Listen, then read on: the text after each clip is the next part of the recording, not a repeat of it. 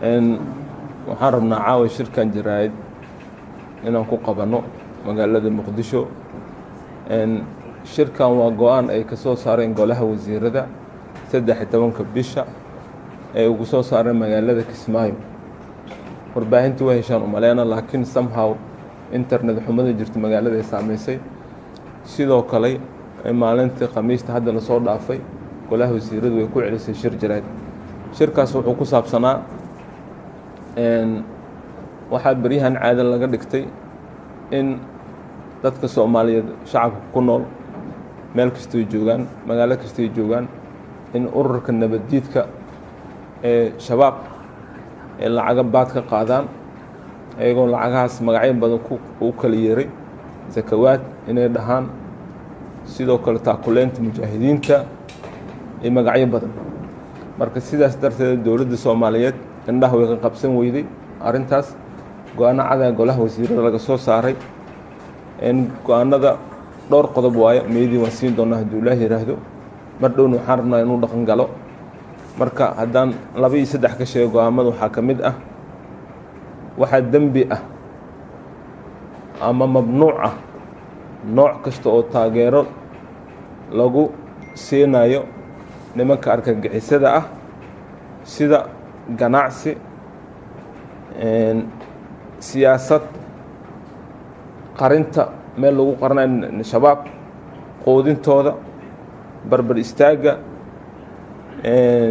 la xiriirka la shaqaynta niido dhisada ama moraal dhisada.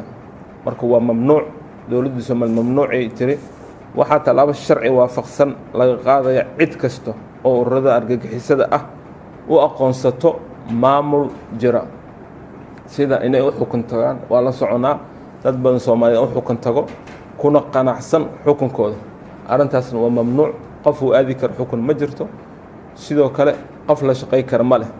sidoo kale waxaan rabnaa hay'adaha isgaarsiinta in halkan ugu dirno go'aanka golaha wasiirada ay gaareen waa mamnuuc inay u xawilaan lacagaha sida EVC Balaaska SAT email iyo inta kale oo jirto ayadana sidoo kale waa mamnuuc inay ururada argagixisada ay howlaas u fududeeyaan. waxaan rabnaa sidoo kale bangiyada xawaaladaha ayagana waa ka mamnuuc inay xiriir la sameeyaan ee lacagaha u qabtaan ama ay akoonadooda bangiyada ay u hayaan waa mamnuuc waa go'aan dowladeed. marka arintaas waxaan rabnaa markii wareegtada Prime Minister ay soo baxdo in sidoo dhaqso badan la fuliyo go'aankaas. waxaan kaloo ogsoonahay dadka Soomaaliyeed ee joogo Soomaaliya oo dhan gaar ahaan Muqdisho inay u tagaan say lacag u soo bixiyaan Torboro iyo Bariida iyo meelo kale ay ku nool ay degan yihiin nimanka al-shabaab waa mamnuuc cid lagu ogaado talaabo sharci laga qaada haddii Ilaahay yiraahdo. waxaan rabaa kaba dambeys arintaana waa go'aan ay gaareen golaha wasiirada.